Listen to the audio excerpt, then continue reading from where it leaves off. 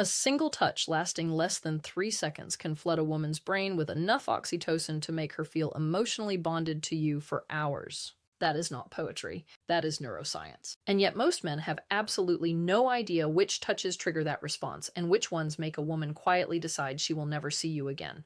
Today, I am going to tell you exactly which 7 touches change everything. And number 5, that one is almost unfair. Here is something that most people will never tell you out loud.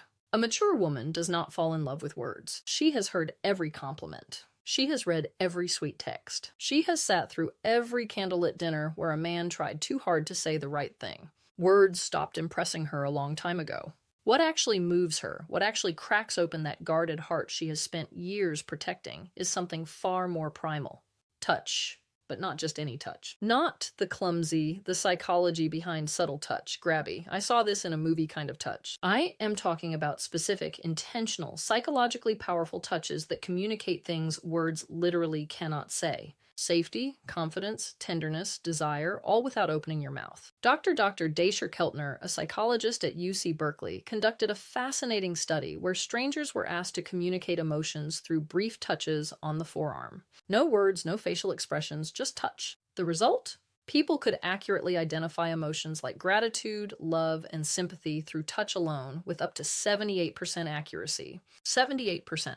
Your mouth wishes it could be that effective. So, now then so clears throat.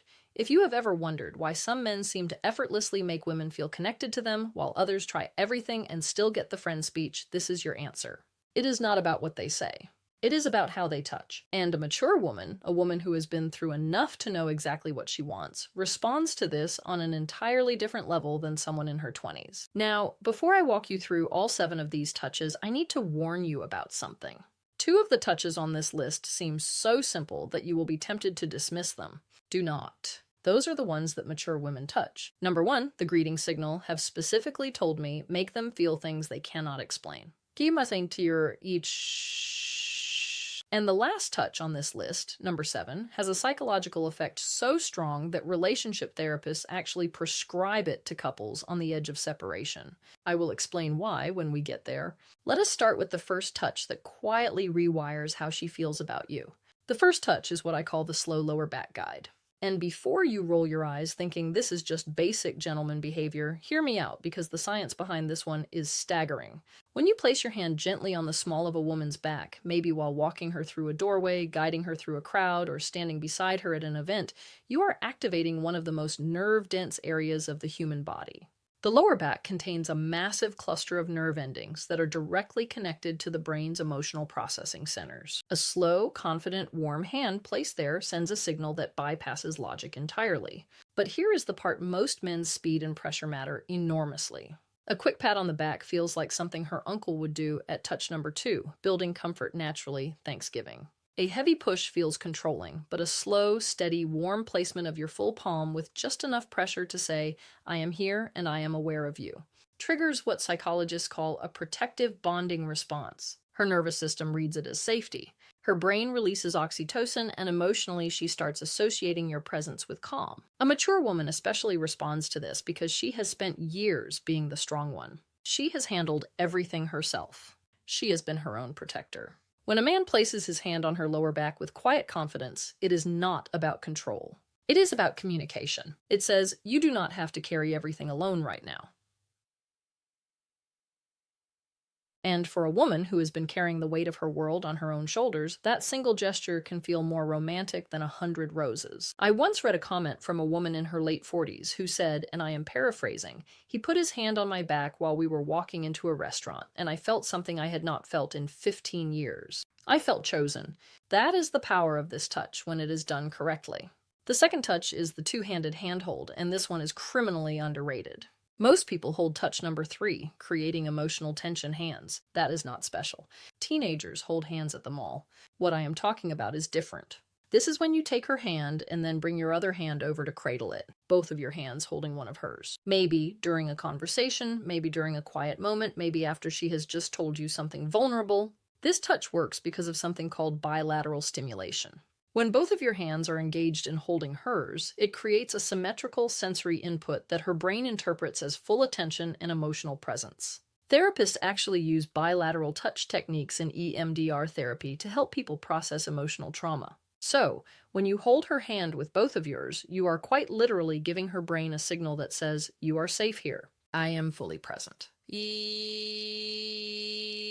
For a mature woman, this is devastating in the best possible way. She has probably spent years with men who were physically present but emotionally somewhere else. Their body was at the dinner table, but their mind was on their phone, their work, their fantasy football league. When you hold her hand with both of yours and look at her while she is speaking, you are giving her something she may have stopped believing existed. Full, undivided, embodied attention. And touch number 4, reading her response honestly. The contrast alone is what makes this so powerful. She has had years of half-hearted affection when she feels both of your hands wrapped around hers with warmth and intention. Her brain practically screams, "This one is different." And once a mature woman's brain decides you're different, good luck to every other man who tries to compete with that. Now, touch number 3 is the one that catches most women completely off guard. It is the forehead touch. And no, I do not mean a forehead kiss, although we will talk about something similar later. I mean the act of gently pressing your forehead against hers. Foreheads touching, eyes closed naturally. Breathing syncs up, the world goes quiet. This might sound overly intimate for something so simple, but the psychological weight of this gesture is enormous. Dr. Sue Johnson, the creator of emotionally focused therapy and one of the most cited relationship researchers alive, has written extensively about what she calls bonding moments. These are micro-interactions that activate the attachment system in adults, the same way a mother's touch activates it in infants. The forehead touch is one of touch number 5, confidence without force. The most potent bonding moments two adults can share. Why? Because it requires a vulnerability from both people. You cannot press your forehead against someone's from across the room. You have to be close. You have to slow down. You have to let your guard down. And for a mature woman who has built emotional walls high enough to block out most of the nonsense the world has thrown at her, this touch is a quiet knock on a door she forgot she had. It does not demand anything. It does not escalate. It just says, "I am right here with you and nowhere else matters." A man who can do this without rushing it, without turning it into something else, without breaking the silence with a joke, because the intimacy feels uncomfortable. That man has just communicated more emotional intelligence than most people demonstrate in an entire relationship. Touch number 4 is the one I almost did not include because of how effective it is. I feel like I am handing out cheat codes at this point. This is the back of the neck touch. The nape of the neck is one of the most sensitive and vulnerable areas on the human body. It is packed with nerve endings, and because it is an area people cannot see or easily protect, touching it creates an immediate spike in both arousal and trust simultaneously. The final touch that creates deep connection. That combination is extraordinarily rare. Most touches create one or the other. This one does both at the same time. When a man gently places his fingers or his palm on the back of a woman's neck, maybe while sitting beside her, maybe while leaning in to tell her something, her brain goes through a rapid-fire evaluation. Am I safe? Do I trust this person? Does this feel good?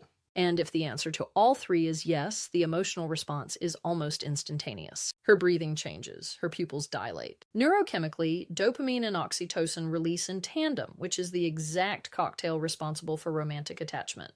Here is where maturity plays a massive role. A younger woman might not even register the significance of this touch, but a mature woman, she has enough experience to recognize what that touch communicates. It communicates confidence without aggression, desire without desperation, familiarity without assumption. It is one of the most sophisticated touches a man can offer. And the women who recognize it are the ones who have been waiting for exactly that level of awareness. A word of caution, though. Timing is everything with this one. You cannot walk up to a woman you just met and touch the back of her neck. That is not romantic. That is a police report. This touch works because it comes after trust has been established. It is a progression, not a shortcut. And a mature woman knows the difference immediately. Touch number 5 is the one I told you about at the beginning.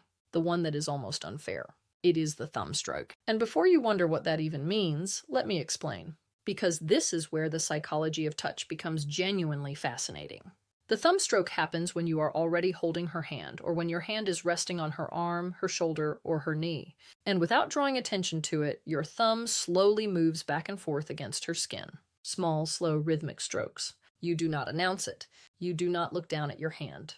You just do it while continuing whatever conversation you are in. This works because of a specific class of nerve fibers called C-tactile afferents. These nerves respond specifically to slow, gentle stroking touch, and they are directly wired to the parts of the brain that process emotional connection and social bonding. Researchers at the University of Gothenburg in Sweden found that this type of slow stroking activates the insular cortex, which is the brain region responsible for feelings of intimacy and emotional closeness. In other words, when your thumb moves slowly across her skin, you are literally activating the part of her brain that makes her feel close to you. And because it is so subtle, she may not even consciously register what you're doing, but her brain absolutely registers it. Her body absolutely responds to it. And emotionally, she starts feeling drawn to you in a way she might not even be able to articulate. This is why I said it is almost unfair. Because a mature woman who feels this, a woman who has spent years in relationships where affection was either performative or absent, will feel that small, absent-minded thumb stroke and think he does not even realize he is doing it.